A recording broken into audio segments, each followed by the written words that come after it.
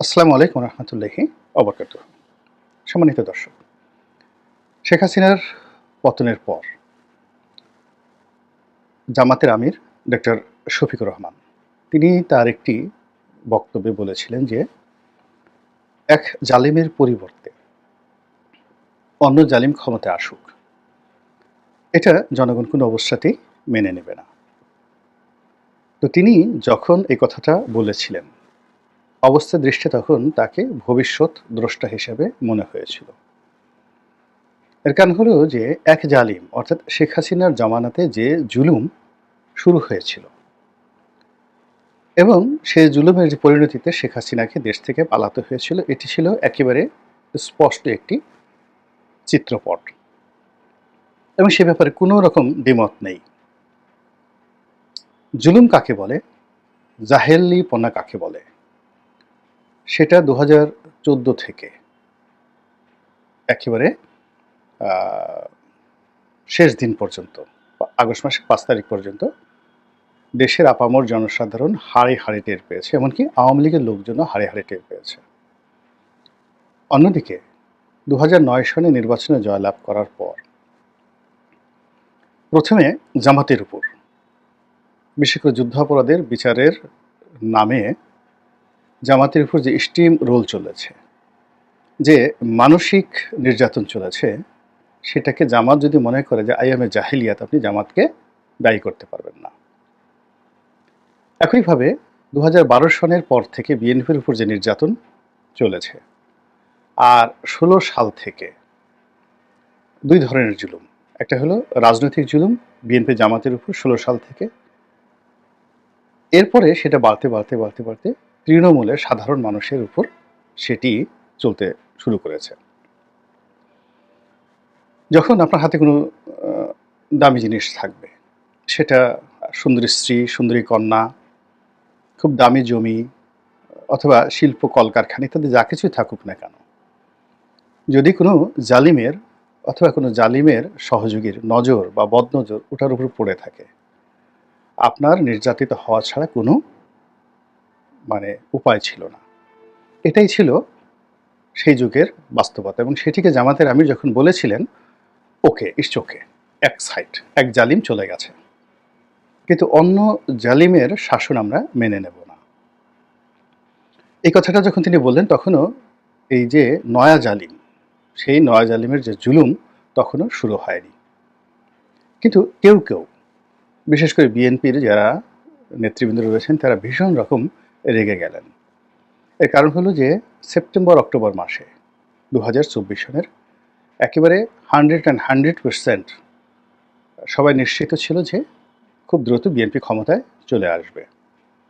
2 নম্বর হলো যে প্রশাসন থেকে শুরু করে সব জায়গাতে যেভাবে একটা চাপ তৈরি হয়েছিল, অফিসার্স ক্লাব, সচিবালয়, পুলিশ সদর দপ্তর, ঢাকা মেট্রোপলিটন পুলিশ সদর দপ্তর, এরপর আরও গুরুত্বপূর্ণ যে জায়গাগুলো রয়েছে, ব্যাংক, বিমা, অফিস, আদালত, আগস্ট মাসের 5 তারিখের পর থেকে তুফানের গতিতে, ঝড়ের গতিতে এটা দখল করো, ওটা করো, এটা করো, এটা করো, হাও মাও খাও, একটা টেরিবল অবস্থা। এবং সেখানে শুধু নির্দিষ্ট একটি গোষ্ঠীর লোকদেরকে প্রথমে দেখা গেল, পরবর্তীতে জামাতের লোকদেরও অনেক ক্ষেত্রে দেখা গিয়েছে এবং সমন্বয়করা প্রথম আগস্ট মাস পর্যন্ত সমন্বয়কদের বিরুদ্ধে কোনো অভিযোগ আমরা এভাবে পাইনি। হয়তো গোপনে গোপনে হয়েছে বা অনেকে তাদেরকে টাকা দিয়েছে, গাড়ি দিয়েছে, প্রভাব প্রতিপত্তি অক্ষুণ্ণ রাখার জন্য, নিজেদের নিরাপত্তা বজায় রাখার জন্য তারা হয়তো ওদের সমন্বয়কদের শরণাপন্ন হয়েছে, কিন্তু ওটা দুর্গন্ধ ছড়ায়নি। কিন্তু অক্টোবরে এসে ধীরে ধীরে সার্বিক পরিস্থিতি, অর্থাৎ জুলুমের যে মাঠ, সেই জুলুমের মাঠে একটার পর একটা মাইলস্টোন তৈরি হতে থাকে। আগে যেখানে আওয়ামী লীগ বলতে ছাত্রলীগ, যুবলীগ এদেরকে বোঝাতো, আওয়ামী লীগের মধ্যে শেখ পরিবারের কাউকে কাউকে বোঝাতো, কিন্তু এখন যেটা হয়ে গেছে সেটা হলো এটা ভাইরাস আকারে টেকনাফ থেকে তেঁতুলিয়া পর্যন্ত ছড়িয়ে পড়েছে। হয়তো বিএনপির কোনো বহিষ্কৃত নেতা বা কোনো এক জমানাতে বিএনপি করতো, পরবর্তীতে আবার আওয়ামী লীগে গেছে, আবার বিএনপিতে চলে এসেছে, এইরকম লোকজনের যে জাহেলিপনা বা জুলুম, অথবা জামাতের একজন নেতা বা জামাতের একজন কর্মী, সে এতদিন ছাত্রলীগের মধ্যে ঢুকেছিল, পরিবর্তিত পরিস্থিতিতে সে তার এলাকার সে দখল নিয়ে নিয়েছে। ফলে কি হলো যে ওই যে জামাতের আদর্শ ধারণ করে কিন্তু ছাত্রলীগের সঙ্গে মিশে তার যে ক্যারেক্টারিস্টিক্স ওইভাবে হয়ে গিয়েছিল। তো ফলে জামাতের আমির যখন বলেছিলেন যে নতুন জালেম, তখন তিনি হয়তো পয়েন্টিভ একটা সিঙ্গুলার নম্বরকে বা গোষ্ঠীকে তিনি পয়েন্ট আউট করেছিলেন। কিন্তু বাস্তবে এসে এখন এই সময়টিতে আপনি যদি তাকান তাহলে দেখবেন যে শুধুমাত্র আওয়ামী লীগের লোক ছাড়া এই মুহূর্তে আর জাতীয় পার্টির লোক ছাড়া, আওয়ামী লীগ এবং জাতীয় পার্টির লোক অথবা আওয়ামী লীগের যারা সহযোগী ছিলেন তারা এখন হঠাৎ করে সবাই মজলুম হয়ে পড়েছেন। 15 বছর যারা ক্ষমতায় ছিলেন সেটা রাশেদ খান মেনন, হাসানুল্লাহ কিনু, জাতীয় পার্টি, অন্যান্য যারা ছিলেন, তরিকত ফেডারেশন, জাকির পার্টি, সবাই এখন মুসলিমের কাতারে চলে গেছেন। আর যারা ওই সময়টিতে মজলুম ছিলেন আওয়ামী লীগ জমানাতে, তারা সবাই মানে তাকিয়ে তাকিয়ে এক গ্রুপ দেখছেন যে এটা কি হচ্ছে, আর এক গ্রুপ যখন যেভাবে পারছে যে সুবিধাটাই তারা সেটা গ্রহণ করছে। তৃতীয় যে জিনিসটা হলো সেটা হলো একে অপরের সঙ্গে মারামারি কাটাকাটি করছে নিজের আধিপত্য বিস্তার করার জন্য। ফলে কি হচ্ছে, জালিমদের যে সংখ্যা এবং পরিমাণ এটি গাণিতিক হারে বেড়ে গেছে। এবং সেই গাণিতিক মানে যেন তেন গণিত নয়, এটা বীজগণিত নয়, সরি পাটিগণিত নয়, এটা বীজগণিতের ওই যে রুট ওভার দিয়ে বের করে না, যে একের উপরে আপনি যদি একটা রুট ওভার মানে 10-এর উপর বা 9-এর উপর যে একটা রুট ওভার দেন, রুট ওভার দিয়ে তারপর যদি আপনি আরও 9 দেন তাহলে কত গুণ বাড়বে। তো সেই থিওরিতে অ্যালগোরিদমে এমন পর্যায়ে চলে গেছে যে ছড়িয়ে পড়ছে, চারিদিকে শুধু ছড়িয়ে পড়েছে, চেনা যাচ্ছে না।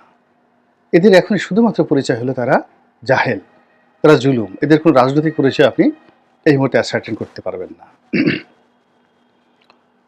আপনারা যদি জাস্ট পত্রপত্রিকা আসছে, সত্য বা মিথ্যা আমি বলতে পারবো না, যারা ভুক্তভোগী তারা বলতে পারবেন, কিন্তু পত্রিকা এসেছে সাবেক স্বরাষ্ট্রমন্ত্রী আসাদুজ্জামান খান কামাল দৈনিক 1 কোটি টাকা নাকি 10 কোটি টাকা, এগুলো আমার বলতেও ঘৃণা লাগে, কারণ বাজারের এই এলাকা থেকে চাঁদা তুলতেন, সম্ভবত 1 কোটি টাকা। এখন পরবর্তীতে এই চাঁদাবাজিটা কিন্তু এখন আগের চেয়ে আরও বেশি হচ্ছে বিস্তীর্ণ এলাকাতে। এটা এখন আর একটু এগিয়ে মগবাজারে গেছে, হাতিরঝিলে গেছে, বেগুনবাড়ি গেছে, তেজগাঁতে গেছে, এ পুরো এলাকা কম্প্যাক্ট হয়ে 10 গুণ হয়ে গেছে। মানে উনি যদি 10 কোটি টাকা 1 কোটি টাকা আয় করে থাকেন, এখন সেটা 10 কোটিতে রূপান্তরিত হয়েছে। উনি যদি 10 কোটির উপর আয় করে থাকেন, এটা এখন 100 কোটিতে পার ডে চাঁদাতে যদি চলে যায়। এবং এর সঙ্গে যেটা বিশাল সিন্ডিকেট, আপনার 10 কোটি টাকা রোজগার করার জন্য তাকে অন্তত পক্ষে 100টা এরকম সিন্ডিকেট অফিস তাদেরকে মেনটেন করতে হয়। এবং এই 100টা সিন্ডিকেট অফিসে যদি 100 করে লোক তারা দেয়, তাহলে 100 ইন্টু 100, আলটিমেটলি এই কয়টি এলাকাতে 10,000 চাঁদাবাজ তৈরি হয়ে গেছে। অর্থাৎ দুটো নির্বাচনী এলাকা, রামপুরের কিছু অংশ, মগবাজারের কিছু অংশ, তেজগাঁ এলাকা, 2 বা 3টে সংসদীয় এলাকাকে কেন্দ্র করে যে সিন্ডিকেটটি গড়ে উঠেছে, সেই সিন্ডিকেটের অধীনে এই মুহূর্তে 10,000 জাহেল এবং জালেম তৈরি হয়ে গেছে। এখন সেই জালেমের বিভিন্ন স্তরে যারা করতেছে, এদের কোনো দলমত নেই, তারা শুধুই মাত্র জাহেল এবং জালেম। আর জালেমের যে কেন্দ্রে যে বসে আছে নেতা, সবচেয়ে বড় নেতা যে বসে আছে, হয়তো সে ওখানে এমপি ইলেকশন করবে বা অন্য কোথাও কিছু করবে, তো এরকম লোকদেরকে নিয়ন্ত্রণ করা যাচ্ছে না। কোনো দল, পুলিশ এদের নাম শুনলে থরথর করে কাঁপছে, প্রশাসন, রাষ্ট্রযন্ত্র এদের নাম উচ্চারণ করতে পারছে না। আমি যেখানে দেখেন আওয়ামী লীগ জমানাতে কীভাবে সালমান এফ রহমান সাহেবকে গালাগাল করতাম, আমি এখন এই যে চাঁদাবাজদের নাম বলতে পারছি না। ধানমন্ডি এলাকার চাঁদাবাজদের আমার নাম বলা আমার পক্ষে সম্ভব নয়। এই যে কথা বললাম, তেজগাঁ এলাকাতে সম্ভব নয়, গুলশান এলাকাতে, বাড্ডা এলাকাতে যারা করছে তাদের নাম আমি বলতে পারবো না। এসবে আন্ডারওয়ার্ল্ডের লোক, এদের সঙ্গে অস্ত্রবাজ আছে, এদের সঙ্গে রাজনীতিবিদ আছে, এদের সঙ্গে যাকে বলা হয় চিহ্নিত সন্ত্রাসী রয়েছে, এদের সঙ্গে টোকাই প্রকৃতির লোক রয়েছে, এদের সঙ্গে আপনার যাকে বলা হয় ডাইরেক্ট কোপ মারে এরকম মানসিক বিকারগ্রস্ত সন্ত্রাসী রয়েছে, নেশাখোর রয়েছে। ফলে আপনি এদেরকে কথা বলার সঙ্গে সঙ্গে এখানে মব তৈরি হয়ে যাবে। আর সেই মবের ভয়ে আপনি দেখেন টেলিভিশন কেন্দ্রগুলো বলেন, পত্রপত্রিকাগুলো বলেন, তারা নিজের একটা সেন্সরশিপ গড়ে তুলেছে। আগে যেমন ডিজিএফআই থেকে একটা টেলিফোন আসতো, এনএসআই থেকে একটা টেলিফোন আসতো বা একটা নির্দেশনা আসতো, এই ভয়ে বা বিজ্ঞাপন বন্ধ করে দিত। এই ভয়ে তারা সীমিত আকারে খবর প্রকাশ করত বা নিজের একটা সেন্সরশিপ এর মধ্যে তারা ছিল এবং এ নিয়ে তাদের ভীষণ রকম মনোবেদনা ছিল। কিন্তু এখন এটা পাবলিক ডোমেইনে চলে গেছে। আপনি কোনো কথা বলবেন, ক্ষতিগ্রস্ত ব্যক্তি অমনি সুরসুর করে আপনার অফিসে ঢুকে যাচ্ছে তাই করবে, করে বলবে আপনি আওয়ামী লীগের দোসর ছিলেন, আপনি ভারতের দালাল, ইত্যাদি ইত্যাদি নানা রকম কথা বলে আপনাকে মেরে কেটে তছনছ করে যাবে এবং আপনাকে নিয়ে কান্না করার মতো আপনার আপনজন এগিয়ে আসার সাহস পাবে না, এমনকি আপনার স্ত্রীও না। তো এই অবস্থাতে আপনি এই যে জাহেলিপনা, এই জাহেলিপনাটা কোন পর্যায়ে পৌঁছেছে এটি বোঝার জন্য খুব বেশি পাণ্ডিত্যের দরকার নাই। ফলে কি হচ্ছে, ওই যে জামাতের আমির যে কথা বলেছেন যে এক জালিম গেছে আর এক জালিমকে আমরা মেনে নেব না, আপনার আমার মনের ভিতর থেকে যদি এই জুলুমের বিরুদ্ধে আমরা ঘৃণা উৎপাদন করি, জাহেল এবং জালেমকে আমরা যদি ঘৃণা করতে থাকি, যার যার অবস্থান থেকে আমরা যদি প্রতিবাদ করতে থাকি এবং কারো যদি সুযোগ থাকে একেবারে ক্ষুদ্র পরিসরে, ইভেন যদি কোনো জালেমের একটা পছন্দের আমরা টান দিতে পারি, একটা ধাক্কা দিতে পারি, একটা গালি দিতে পারি যেন ওর মানসিক একটা চাপ পড়ে, এটাই আমি মনে করি বর্তমান যুগের সবচেয়ে বড় জিহাদ বা জিহাদে কুলিয়া। আল্লাহ আমাদের এই দেশ জাতিকে জাহেল থেকে, জুলুম থেকে রক্ষা করুন, হেফাজত করুন। আসসালামু আলাইকুম রহমতুল্লাহি ওয়া বারাকাতুহু।